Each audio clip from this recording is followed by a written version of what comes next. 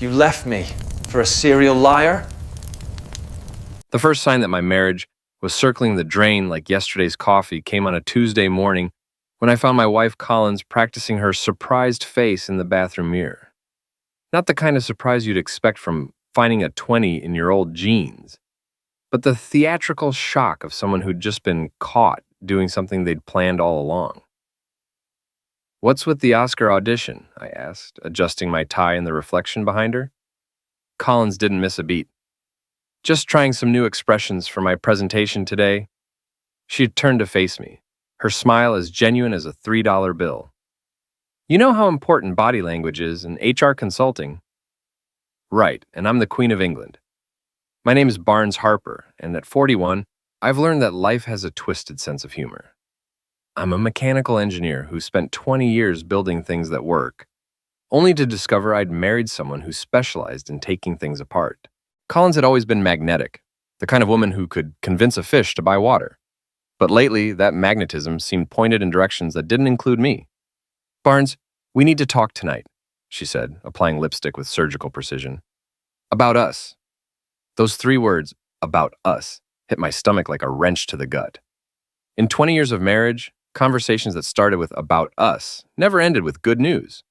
"Sure," I said, straightening my graying beard in the mirror. "Should I pick up wine, or will this be more of a whiskey conversation?" Her laugh sounded forced. "Just be home by 7. I grabbed my coffee and headed for the door, but not before noticing her phone buzzing on the counter. The preview showed a text from Elle. "Can't wait to see you tonight, beautiful."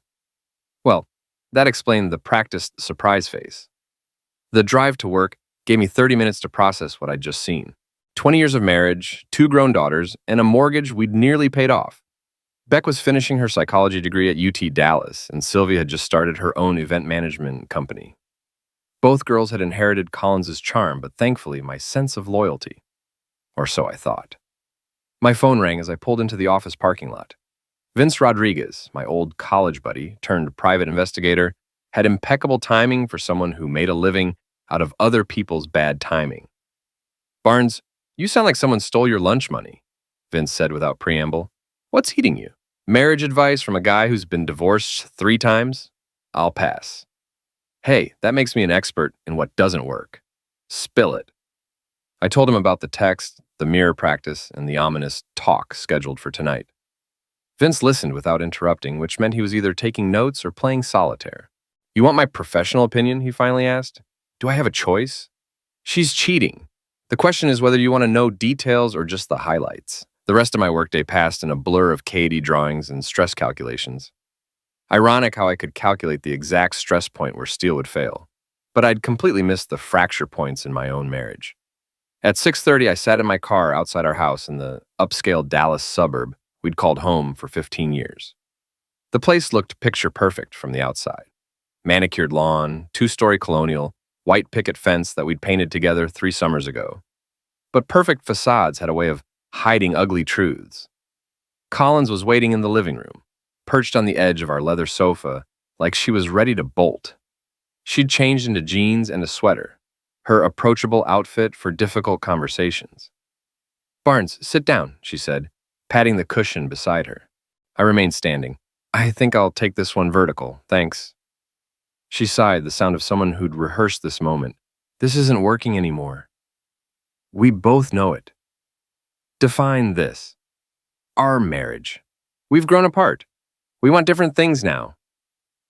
I nodded slowly. "And what you want happens to go by the initial L." Her practiced surprise face made its debut. "What are you talking about?" "The text this morning. Can't wait to see you tonight, beautiful." Either you're getting sweet messages from our mortgage company, or someone's been keeping you busy. Collins's mask slipped for just a moment, revealing something I'd never seen before. Relief. She was glad to be caught. "His name is Lance," she said quietly. "Lance Morrison. We met at the Hartley Foundation charity dinner 3 months ago." Lance Morrison. I knew that name. Real estate developer, married, drove a matte black Range Rover that screamed midlife crisis from 3 blocks away. He'd been in the local business journal last month talking about his latest strip mall project like he was designing the Sistine Chapel. "Married Lance Morrison?" I asked. "He's separated," Collins said quickly. "Has been for months. Separated like we're about to be separated, or separated like my wife doesn't understand me separated? She stood up, her composure cracking. Don't be sarcastic, Barnes. This is hard enough. Hard for who? You've had 3 months to get used to the idea. I've had 3 minutes. My phone buzzed. A text from Beck. Dad, can you pick me up from campus? Car won't start. Perfect timing. I grabbed my keys. We'll finish this later, I told Collins. I'm picking up our daughter. You remember her, right? One of the people this affects besides you and Lance? The drive to UT Dallas gave me time to think, which was probably dangerous. Beck was waiting outside the psychology building, looking every inch the graduate student in her oversized sweater and thick-rimmed glasses. She slid into the passenger seat with the fluid grace of someone who'd inherited the best of both parents. Thanks for the rescue, Dad. You look terrible. Your mother and I are getting divorced. Beck blinked once, processed the information with the clinical detachment of her psychology training, then reached over and squeezed my hand. I'm sorry, Dad, but honestly, I'm not surprised. Care to elaborate on that? Mom's been different lately. Distracted. Happy in a way that didn't include the rest of us. Beck studied my face. There's someone else, isn't there? Lance Morrison. The real estate guy? Dad, his wife Marlene is in my abnormal psych class. She mentioned her husband's been working late a lot lately. Even my daughter knew more about my wife's affair than I did. The thought should have been humiliating, but instead, it felt oddly liberating. If everyone could see what I'd been blind to, then maybe I wasn't losing my mind. What do you need from me? Beck asked. Just be my daughter. Don't take sides. This is between your mother and me. And Lance Morrison. Especially Lance Morrison. We drove home in comfortable silence, but as we pulled into the driveway, I noticed Collins's car was gone. A note on the kitchen counter explained everything. Gone to think. Back tomorrow. We'll talk then. See. Beck read the note over my shoulder. Well, that's not ominous at all. I opened the refrigerator and stared at its contents like they held the secrets of the universe. Want to order pizza and watch something mindless? Can we make it Chinese food and something violent? Deal. As we waited for our General Tso's chicken, I realized something important. For the first time in months, I felt relaxed in my own house. No walking on eggshells, no wondering what mood Collins would be in, no pretending everything was fine when it clearly wasn't. Maybe this divorce thing wouldn't be so bad after all. That optimism lasted exactly 12 hours. Collins returned the next morning with the kind of determined energy that usually preceded major life changes, like rearranging furniture or ending marriages. She'd brought coffee from that expensive place downtown, which meant she either felt guilty or wanted something big. We need to discuss logistics, she announced, setting a latte in front of me like a peace offering. Logistics, right, like who gets custody of the coffee maker? Barnes, please, I'm trying to be civilized about this. I took a sip of the latte. It was perfect, which somehow made everything worse. Okay, let's be civilized. You're leaving me for Lance Morrison, who may or may not actually be separated from his wife. What's the plan? Collins sat across from me at our kitchen table, the same table where we'd eaten breakfast for 15 years, helped the girls with homework, and planned family vacations. Now we were planning the end of everything. I've already talked to a lawyer, she said. We can do this amicably, split everything 50-50, joint custody of the girls, even though they're adults, and you've already talked to a lawyer? I set down the latte harder than necessary. When exactly did this conversation happen? Yesterday afternoon. So while I was picking up our daughter and processing the fact that my marriage was over, you were downtown planning its funeral. Her jaw tightened. I'm trying to be practical, and I'm trying to be human. Forgive me if I need more than 24 hours to adjust to my new reality. My phone rang. Sylvia's name appeared on the screen, and I realized Beck had probably filled her in on yesterday's revelation. Dad? Sylvia's voice carried that careful tone she used when dealing with difficult event planning clients. Beck told me about Mom. Are you okay? I'm having coffee with your mother and discussing the division of our worldly possessions, so peachy. I'm coming over. Sylvia, you don't need to. I'm coming over, she repeated and hung up. Collins looked annoyed. You told the girls? Beck figured it out on her own. Apparently, everyone knew about your affair except me. It's not an affair, Collins snapped. We're separated. We weren't separated when it started. She had no answer for that, which was answer enough. Sylvia arrived 20 minutes later, still in her work clothes from whatever early morning event she'd been coordinating. She hugged me first, then gave Collins a look that could have frozen the Gulf of Mexico. Mom, what the heck? Language, Sylvia. Language? You're worried about language? Dad, have you eaten anything? I gestured to the untouched latte. Liquid breakfast. Sylvia opened our refrigerator with the efficiency of someone who'd inherited my practical nature and Collins's organizational skills. You need real food. Mom, you need to explain yourself. I don't owe anyone an explanation, Collins said, but her voice lacked conviction. You owe Dad 20 years of explanations, Sylvia shot back, cracking eggs into a pan. You owe Beck and me an explanation for why you're blowing up our family for some real estate developer with a midlife crisis car. You don't understand. I understand that Lance Morrison is married to Marlene Morrison, who hired me to plan their anniversary party next month. So either he's the world's most optimistic separated man, or you're the other woman. The kitchen fell silent, except for the sound of eggs hitting hot butter. Collins looked like she'd been slapped, and I felt a surge of pride in my younger daughter's directness. The anniversary party was canceled, Collins said quietly. When? Last week. Sylvia flipped the eggs with more force than necessary. So he left his wife for you, or you helped him decide to leave his wife? It's complicated. It's really not, I said. It's actually pretty simple. You fell for someone else, decided our marriage was over, and now you want to divide up 20 years like we're splitting a restaurant check. Collins stood up abruptly.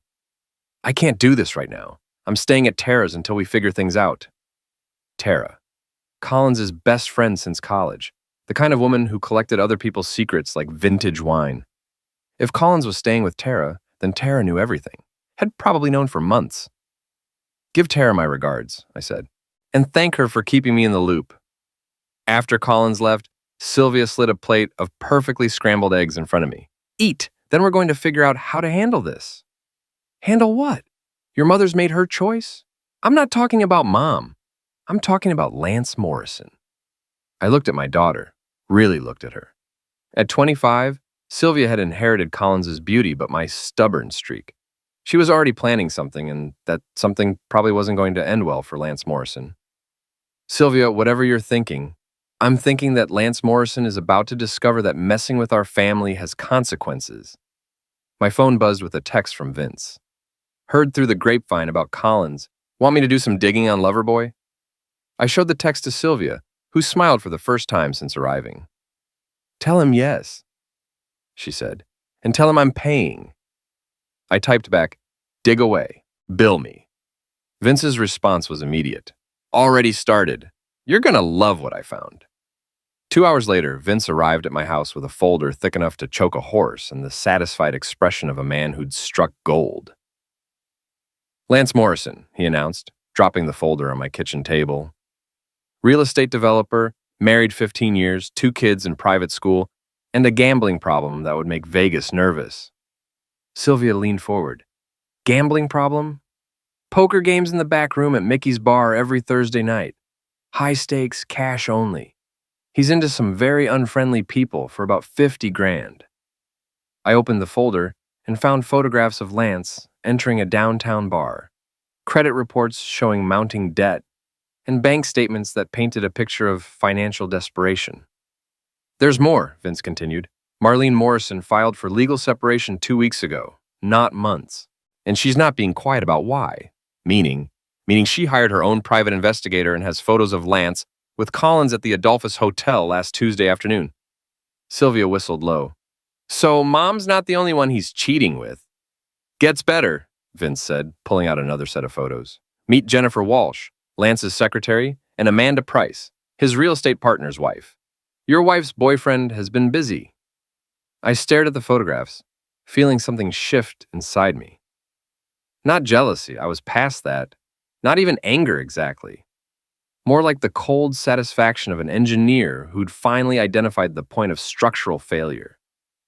What do you want me to do with this? I asked Vince. That depends.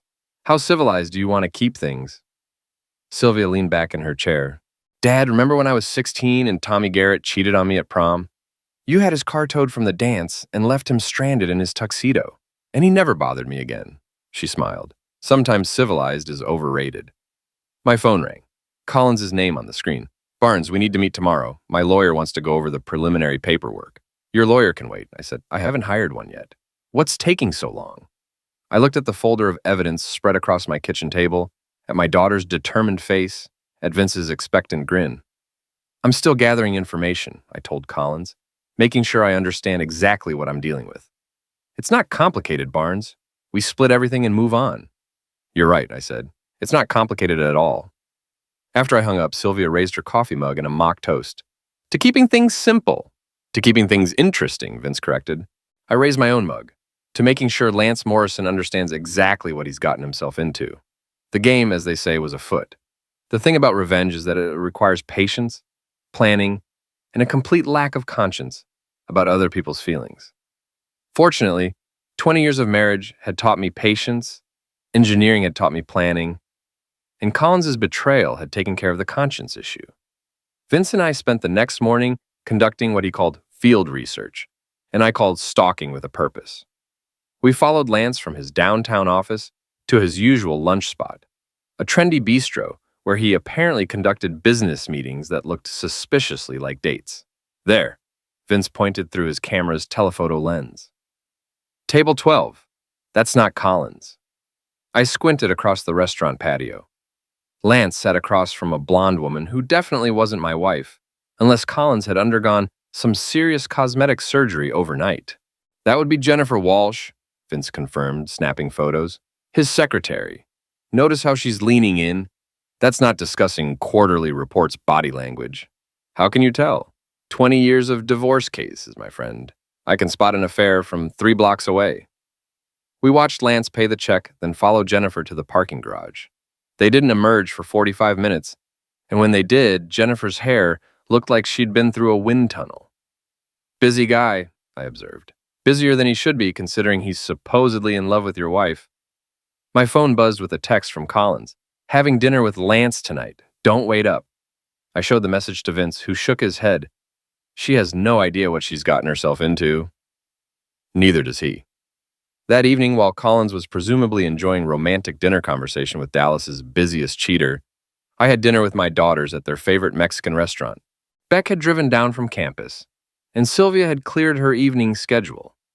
Both looked like they were planning something. Dad, Beck began carefully, we've been talking. That's usually dangerous. We want to help, Sylvia said, with the Lance Morrison situation. There is no Lance Morrison situation. There's a divorce situation, and I'm handling it. Beck leaned forward. Did you know that Marlene Morrison is in my abnormal psychology class? You mentioned that. What I didn't mention is that she's been talking, a lot, about Lance's gambling, his affairs, and his financial problems. Sylvia pulled out her phone. And I've been doing some research of my own. Guess who's been trying to book private event spaces for business meetings that last exactly 2 hours? Lance Morrison. Lance Morrison. 3 different venues, always the same pattern. 2-hour blocks, cash payment, requests for rooms with privacy and discretion. I set down my beer. You two need to stay out of this. We're already in it, Beck said. Mom made us part of it when she decided to blow up our family. Besides, Marlene Morrison wants to meet you. Absolutely not. Dad, Sylvia said patiently, Marlene has information you need. She also has a lawyer who specializes in high-asset divorces involving adultery. And she has photographs, Beck added. Lots of photographs. 20 minutes later, we were sitting in a coffee shop near campus, waiting for Marlene Morrison to arrive. I'd expected someone bitter and broken, maybe crying into a tissue while lamenting her failed marriage. Instead, Marlene Morrison turned out to be a sharp-eyed woman in her early 40s who looked like she could run a Fortune 500 company before lunch and still have energy left to conquer a small country. Mr. Harper, she said, sitting down with the efficiency of someone who didn't waste time on pleasantries. I understand we have a mutual problem. Lance Morrison. Lance Morrison. She opened a leather portfolio and slid a photograph across the table, taken last Tuesday at the Adolphus Hotel. The photo showed Lance and Collins entering a hotel room, Collins laughing at something Lance had said. They looked happy, carefree. Like people who didn't have spouses and responsibilities and 20 years of marriage to consider. There are more, Marlene said. But I think you get the idea. What do you want? I asked. I want Lance to understand that actions have consequences. I want him to lose everything he's taken from me. His reputation, his business relationships, his financial security, and his ability to charm his way out of trouble. Beck and Sylvia exchanged glances. This was their kind of woman. What did you have in mind? Sylvia asked. Marlene smiled, and it wasn't a particularly pleasant expression. Lance has been using our joint credit cards to finance his affairs, hotel rooms, expensive dinners, gifts for his various girlfriends. He thinks I don't know, but I've been documenting everything. She pulled out another folder, this one containing credit card statements, receipts, and bank records. He's also been borrowing money from our home equity line to cover his gambling debts, without my knowledge or consent. That's fraud, Beck observed. That's leverage, Marlene corrected. Lance is going to discover that leaving me was the most expensive mistake of his life. I studied the woman across from me. Why are you sharing this with me? Because your wife isn't Lance's only affair, and she's not going to be his last. He's using her the same way he used Jennifer Walsh, Amanda Price, and at least 3 other women I've identified. She slid one more photograph across the table. This one showed Lance with a brunette I didn't recognize, taken at what looked like a hotel bar. This was taken yesterday, Marlene said, while your wife thought she was having an exclusive relationship with my husband. The coffee shop suddenly felt too small, too warm. I looked at my daughters, both watching me with expressions of concern and determination. What do you want from me? I asked Marlene. Cooperation. Lance has made both of us look like fools, but we don't have to stay fools. We can make sure he pays for what he's done. Sylvia leaned forward. What kind of cooperation? Marlene's smile widened. The kind that ensures Lance Morrison learns that some mistakes are too expensive to recover from. An hour later, we sat in my kitchen while Marlene spread out a plan that would have impressed a military strategist. She'd been preparing for this moment for months, documenting Lance's every move, building a case that would destroy him financially and socially. The gambling debts are the key, she explained. Lance owes money to people who don't accept payment plans. When his income disappears, they're going to come looking for their money. And his income disappears how? I asked. Real estate development depends on reputation and relationships. Lance's business partners are all family men, conservative types who don't appreciate adultery and gambling. When they find out what he's been doing, Beck nodded approvingly. Social destruction. Financial destruction, Sylvia added. My favorite kind. Marlene looked at me. The question is, what do you want to happen to your wife?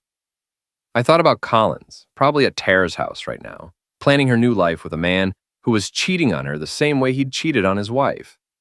Part of me wanted to warn her, to save her from the humiliation that was coming. But a larger part of me remembered 20 years of marriage, 2 daughters who deserved better than a mother who'd throw away their family for a serial cheater, and the cold dismissal in Collins's voice when she'd announced our marriage was over. I want her to understand exactly what she's chosen, I said finally. Marlene nodded. Then we're going to get along just fine. My phone buzzed with a text from Collins. Staying at Tara's again tonight. We'll talk tomorrow about the lawyer meeting. I showed the message to the group. Tomorrow's going to be very interesting, Marlene observed.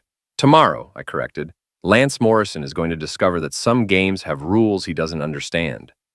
And Collins was about to learn that the man she'd left me for wasn't worth the 20 years she'd thrown away. The beauty of a well-executed plan is that it unfolds with the precision of a Swiss watch. The ugly truth about revenge is that it requires you to become someone you never thought you'd be. By Thursday morning, I was discovering I had a talent for both. Marlene's plan kicked off at exactly 9 a.m. when her divorce attorney served Lance with papers at his office. Not regular divorce papers, the kind that included detailed financial disclosures, fraud allegations, and a request for immediate asset freezing. Vince called me with updates every hour. 9:15. Lance tried calling Marlene, straight to voicemail. 9:30. Lance called his lawyer, lawyers in court all day.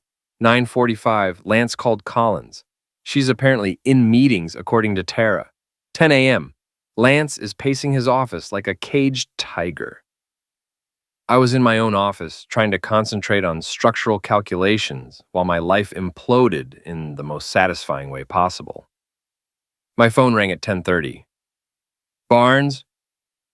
Collins's voice sounded strained. We need to talk. Now. I thought we were talking tomorrow with your lawyer. Something's happened. Lance is... There's been a misunderstanding. What kind of misunderstanding? Can you meet me at Tara's, please? Tara's house sat in the kind of neighborhood where everyone had opinions about their neighbor's lawn care and marriage choices.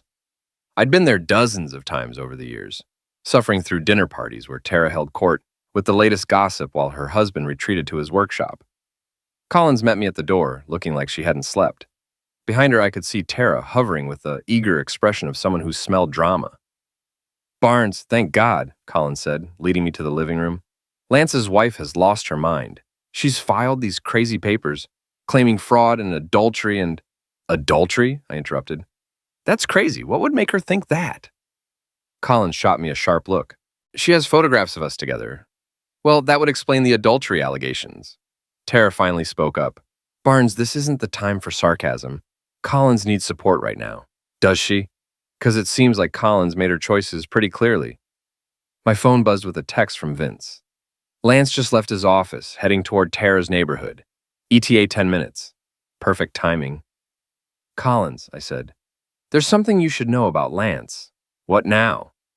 I pulled out my phone and showed her the photographs Vince had taken of Lance with Jennifer Walsh. Collins stared at the images, her face cycling through confusion, recognition, and finally understanding. "When were these taken?" she asked quietly. "Tuesday, while you thought you were having an exclusive relationship." Tara leaned over Collins's shoulder to look at the photos. "Oh, honey," she said, but her tone suggested she wasn't entirely surprised. "There are more," I continued, swiping through images of Lance with Amanda Price, with the brunette from the hotel bar, with two other women I hadn't bothered to identify. Collins sank into Tara's overstuffed sofa. He said he'd never felt this way about anyone before. I'm sure he's never felt that way about anyone before, at least not since last week. A car door slammed outside. Through the window, I could see Lance's matte black Range Rover parked at an angle that suggested he'd been in a hurry. "That's Lance," Collins said, jumping up. "I need to talk to him." "Actually," I said, "I think we all need to talk to him."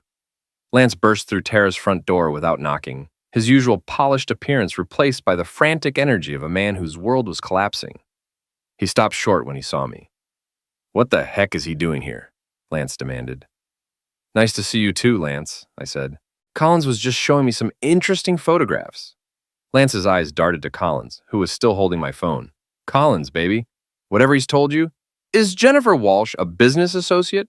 Collins interrupted. Lance's face went through several expressions before settling on defensive anger. "Jennifer is my secretary. We have business meetings. 45-minute meetings in parking garages. Collins, you don't understand. My wife has hired investigators to follow me. She's trying to make innocent business relationships look like something they're not." Tara snorted. "Business relationships. Right. And Amanda Price?" I asked. "What kind of business do you conduct with your partner's wife?" Lance turned to face me fully, and I could see the moment he decided to go on the offensive. "You know what your problem is, Barnes? You can't accept that Collins chose me over you. Actually, my problem is that Collins chose a serial cheater with gambling debts and fraud charges." "Gambling debts?" Collins looked between Lance and me. "What gambling debts?" Lance's jaw tightened. "That's none of your business. $50,000 to some very unfriendly people," I continued. "Plus the money you've been stealing from your joint accounts with Marlene to pay for hotel rooms and gifts for your various girlfriends." "I haven't stolen anything." Tara's husband appeared in the doorway, drawn by the raised voices. "Everything okay in here?" "Just getting to know Collins's boyfriend better," I said. "Did you know he's been using his wife's credit cards to finance his affairs?" Lance stepped closer to me, his face flushed with anger. "You need to shut your mouth." "Or what? You'll have me beaten up by the same people you owe 50 grand to?" "Barnes," Collins said sharply. "Stop it." "Stop what?" "Telling the truth? Your boyfriend is a cheater, a gambler, and a thief, and you left me for him." Lance's hands clenched into fists. "I said shut up. Make me." What happened next unfolded with the kind of slow-motion clarity that comes with adrenaline and 20 years of suppressed anger. Lance swung at me, a wild haymaker that telegraphed itself from 3 counties away. I stepped aside, grabbed his wrist, and used his own momentum to send him stumbling into Tara's coffee table. He went down hard, scattering magazines and knocking over a vase of flowers. When he tried to get up, I was standing over him. Stay down, Lance, I said quietly. You're embarrassing yourself. He stayed down. Collins stared at both of us like she'd never seen either of us before. Barnes, what has gotten into you? Clarity. I said, 20 years of marriage, and I finally have clarity. My phone rang. Sylvia's name on the screen. Dad, are you at Tara's house? Yes. Good. Turn on Channel 8 News, now. Tara grabbed the remote and flipped to the local news station. A reporter stood outside Lance's office building, microphone in hand. Allegations of fraud and adultery have rocked the Dallas real estate community. Lance Morrison, whose development company has been involved in several high-profile projects, is facing serious charges filed by his estranged wife. The camera cut to footage of Lance entering his office building that morning, then to file photos of his various development projects. Morrison's business partners have declined to comment, but sources close to the company will suggest they were unaware of the allegations until today. Lance struggled to his feet, staring at the television. This is impossible. How did the media find out? I looked at Collins, who was watching her boyfriend's public destruction with growing horror. Collins, I said gently, this is who you left me for. A man who's been lying to everyone in his life, including you. She didn't answer, but tears were starting to form in her eyes. Lance grabbed his keys from where they'd fallen. I have to go. I have to fix this. Lance, Collins called after him, but he was already heading for the door. Collins, baby, I'll call you later. This is all just a misunderstanding. The door slammed behind him, leaving the four of us in Tara's living room with the sound of the news report filling the silence. Well, Tara said finally, that was dramatic. Collins turned to me, her face a mixture of anger and confusion. You planned this, all of it. I didn't plan anything, I said truthfully. I just decided to stop being the only person in Dallas who didn't know what Lance Morrison really was. You destroyed him? No, Collins. Lance Morrison destroyed himself. I just made sure that everyone else found out about it. My phone buzzed with a text from Marlene. Phase 1 complete, ready for Phase 2? I looked at Collins, sitting in her best friend's living room, watching her new relationship collapse on live television. Part of me felt sorry for her, but a larger part remembered 20 years of marriage and 2 daughters who deserve better than a mother who'd throw away their family for a serial cheater. Collins, I said, we still need to talk about that lawyer meeting. I can't deal with this right now. Unfortunately, Lance Morrison's problems are about to become your problems. Unless you want to reconsider some of your recent decisions. She looked up at me, and for the first time since this whole mess started, I saw uncertainty in her eyes. What do you mean? I smiled, but it wasn't a particularly warm expression. I mean, Lance Morrison's story is just getting started, and you need to decide whether you want to be part of the ending. Outside, Lance's Range Rover peeled out of Tara's driveway with the desperation of a man who was finally beginning to understand the consequences of his choices. The game, as they say, was just getting interesting.